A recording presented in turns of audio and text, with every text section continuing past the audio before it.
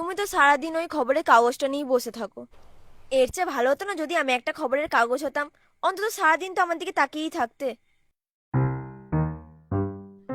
হে ভগবান, ওকে খবরের কাগজই বানিয়ে দাও, যাতে প্রতিদিন আমি একটা করে নতুন কাগজ পাই।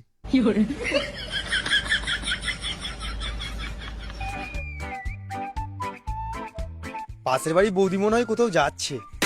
হ্যাঁ, তা আমি কি করব? না, তাই বলছি। আজকাল তুমি আমার দিকে ঠিক করে তাকাচ্ছই না। আমি যে পার্লার থেকে চুল কেটে আসলাম সেটা কি তুমি খেয়াল করেছো? আরে না না, চশমাটা বদলেছি তো, তাই সবকিছু একটু আবজা দেখছি। তাহলে পাশের বাড়ি বৌদি যখন নতুন শাড়ি পরে বের হলো তখন চশমা ছাড়া কিভাবে দেখলে? আরে বৌদিকে যা দেখতে না, উম্মুয়া।